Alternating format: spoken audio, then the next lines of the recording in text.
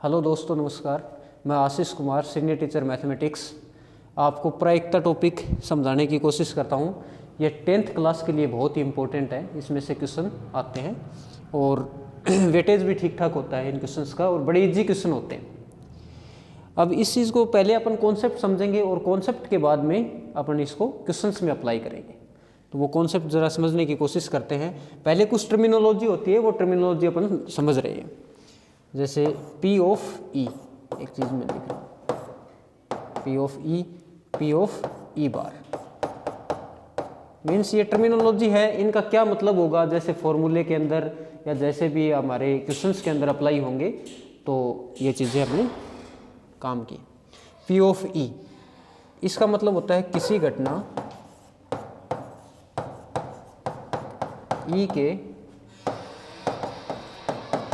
होने की प्रायिकता।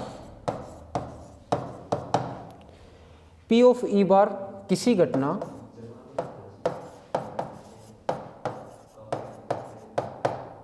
E के नहीं होने की प्रायिकता। ये दो चीज़ें हमें क्लियर होगी। P ऑफ E किसी घटना E के होने की प्रायिकता और P ऑफ E बार किसी घटना E के नहीं होने की प्रायिकता। अब जैसे ये क्वेश्चन पे डिपेंड करेगा, यहाँ पे E है, E फॉर एनी इवेंट ले रहे हैं हम ये रैंडमली। लेकिन अगर यदि क्वेश्चन के अंदर यहाँ पे जैसे कोई कॉइन का क्वेश्चन आया और फॉर एग्जांपल उसके अंदर पूछा हमसे कि हेड आने की प्रायिकता क्या होगी, तो E की जगह वो इवेंट क्या हो जाएगी, P ऑफ हेड, मतलब हेड आने की प्रायिकता क्या होगी उस पर्टिकुलर क्वेश्चन के अंदर। जैसे किसी डाइस के अंदर आया, किसी डाइस के अंदर जैसे पूछ रहा है सम संख्या आने की प्रायिकता क्या होगी, तो यहाँ पे E की जगह अपन सम संख्या हो जाएगी, तो वो घटना सम संख्या वाली आएगी। वो सब चीज़ें अपन क्वेश्चंस के अंदर डिस्कस करेंगे। अभी ये दो चीज़ें हमारी क्लियर होगी, ये टर्मिनोलॉजी है। अब formula P of E means किसी घटना E के होने की प्रायिकता। तो हम न्यूमरेटर में लिखेंगे E के इच्छित परिणाम, अनुकूल परिणाम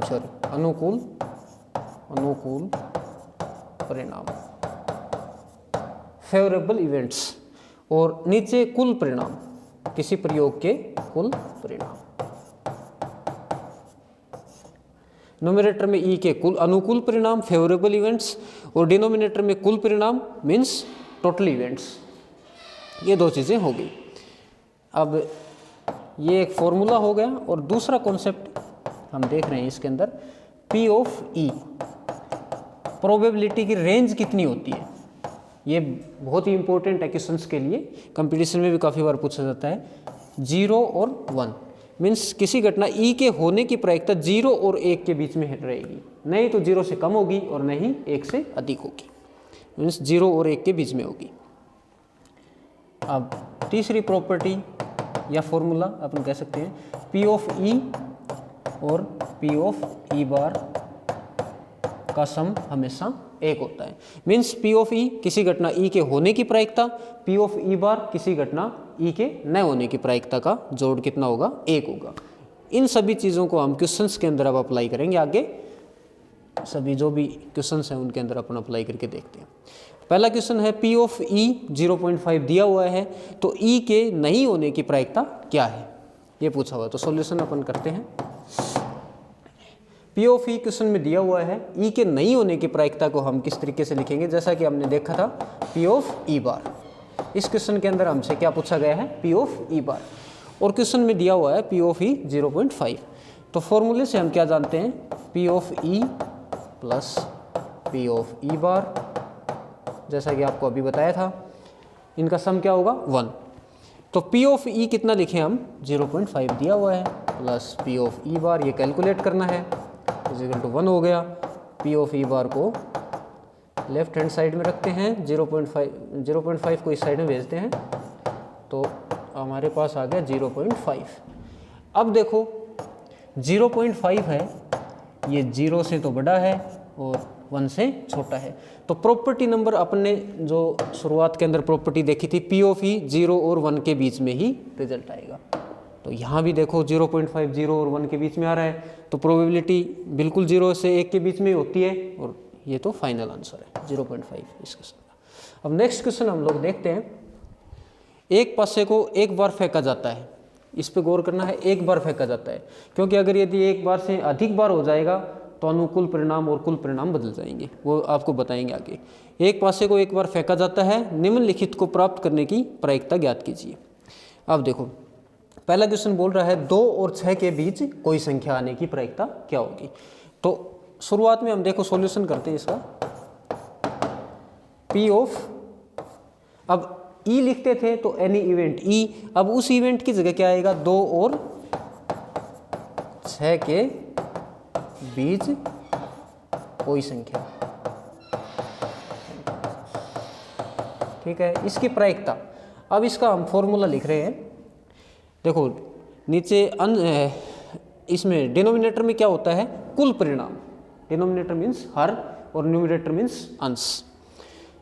तो इसके अंदर कुल परिणाम क्या होंगे, एक पासा है उसको एक बार फेंका जाता है, तो पासे के अंदर हम जानते हैं कि 6 फलक होते हैं, इसके 6 फलक होते हैं और उनके ऊपर डॉट होते हैं, एक फलक पे 1 dot, 2 dot, 3 dot, 4 dot, 5 dot और 6 डॉट, जैसा कि हम लोग जानते हैं वो सब चीज़ें। तो कुल परिणाम नीचे आता है हमारे पास, यहाँ पे कुल परिणाम। रेंडमली जैसे हम पासे को फेंकेंगे तो कुल परिणाम कितने आएंगे, देखो कुल परिणामों को अपन यहाँ पे लिख रहे हैं, या तो 1 आ सकता है पहली बार में, या फिर सपोज करो दूसरी बार हमने फेंका 2 आ सकता है, या फिर 3 डॉट आ सकते हैं, या फिर इसमें 4 डॉट आ सकते हैं, या फिर 5 डॉट आ सकते हैं, या फिर 6 डॉट आ सकते हैं। ठीक है बच्चों, 1 2 3 4 5 और 6, ये सिर्फ 6 इवेंट आ सकती हैं, क्योंकि पासे के अंदर हम जानते हैं इनके अंदर डॉट होते हैं, प्रत्येक सरफेस पे फलक पे डॉट होते हैं। अब देखो ये तो हो गए कुल परिणाम। कुल परिणाम गिनो कितने हुए, 6, और ऊपर हमें क्या चाहिए, 2 और 6 के बीच की कोई संख्या। तो इच्छित परिणाम, इच्छित परिणाम कौन से हैं इसके अंदर, फेवरेबल इवेंट्स। फेवरेबल इवेंट्स कौन सी हैं, 2 और 6 के बीच की कोई संख्या। इनके अंदर 2 और 6 के बीच में कौन कौन सी संख्या आ रही है, 3 4 और 5, मीन्स कुल संख्या कितनी हुई, 1 2 और 3। तो देखो बच्चों इस फॉर्मूले से हम आगे क्या लिखेंगे, कुल परिणाम कितना हो जाएगा 6, और फेवरेबल इच्छित परिणाम कितना हो जाएगा 3 4 और 5, तो कितने हुए 3। इसको आगे सोल्व करेंगे तो 1/2 आ जाएगा। ये आंसर हो गया इसका। ये फर्स्ट पार्ट का आंसर हुआ। इसी तरीके से सेकंड पार्ट का आंसर हम करते हैं। एक विषम संख्या आने की प्रायिकता क्या होगी, यह अपने को कैलकुलेट करना है। P ऑफ विषम संख्या, वो ही विषम संख्या लिख लिया। अब नीचे कुल परिणाम, तो बच्चों कुल परिणाम कितने होंगे, 6। अब इच्छित परिणाम फेवरेबल इवेंट्स हमें क्या चाहिए, विषम संख्या। तो इन परिणाम के अंदर अपन देखते हैं विषम संख्या कौन कौन सी है, एक तो ये है, एक ये है, एक ये है। तो कुल कितनी विषम संख्या हुई, 1 2 और 3। तो ऊपर कितना हो जाएगा, ये न्यूमरेटर में 3। आगे अपन सोल्व करते हैं तो 1/2, इसका भी आंसर ये आ गया। तो फाइनल आंसर फर्स्ट का ये, सेकंड का ये वाला आ गया। ये सब चीज़ें आपको समझ आ गई होंगी, आई होप।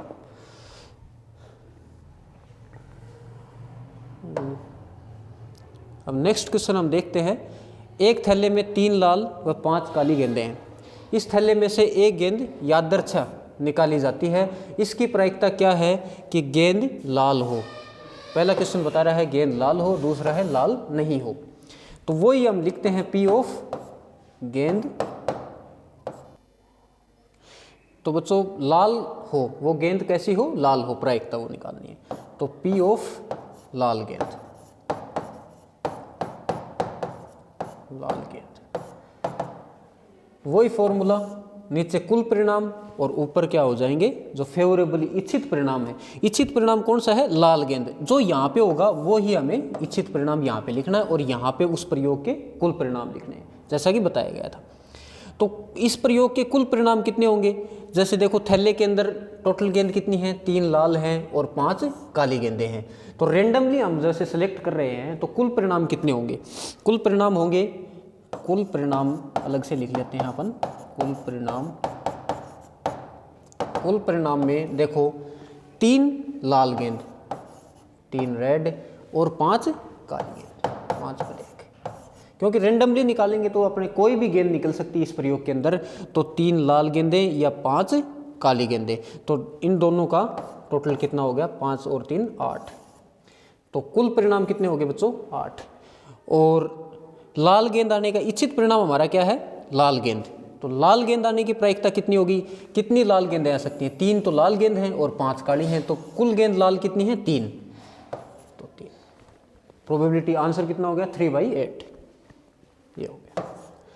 अब सेकंड क्वेश्चन, ये फर्स्ट क्वेश्चन था, इसका आंसर आज का है। सेकंड क्वेश्चन हम सोल्व करते हैं। पी ऑफ लाल गेंद नहीं हो, पी ऑफ लाल गेंद नहीं हो, इसको इस तरीके से मैं लिख रहा हूँ, P of R note, R bar, तो इसका मतलब आर नहीं होना, ये पूछा हुआ है। अब आप लोगों को बताया था मैंने, पी ऑफ लाल होने की प्रायिकता प्लस पी ऑफ आर बार, मतलब आर न होने की प्रायिकता, दोनों का जोड़ कितना होगा, 1। किसी प्रायिकता, किसी घटना ई के होने की प्रायिकता और न होने की प्रायिकता का जोड़ कितना होता है, 1। उसी तरीके से लाल गेंद होने की प्रायिकता और लाल गेंद न होने की प्रायिकता, दोनों का जोड़ कितना हो जाएगा, 1। तो लाल गेंद होने की प्रायिकता हमने पहले निकाल चुके हैं, कितनी है, 3/8। पी ऑफ लाल गेंद, पी ऑफ लाल गेंद है 3/8, पहले वाले क्वेश्चन में अपन ने निकाली थी, प्लस पी ऑफ आर बार, ये अपने को कैलकुलेट करनी है बच्चों, इजिकल टू 1। अब पी ऑफ आर बार इस साइड में रखते हैं, 1 - 3/8, इसको सोल्व करेंगे तो हमारे पास आंसर आ जाएगा 5/8। ये अपना फाइनल आंसर हो जाएगा इसका, ये फर्स्ट वाले का फाइनल आंसर है। ओके, ठीक है बच्चों, अगर वीडियो पसंद आता है तो लाइक करें, सब्सक्राइब करें चैनल को। Thank you.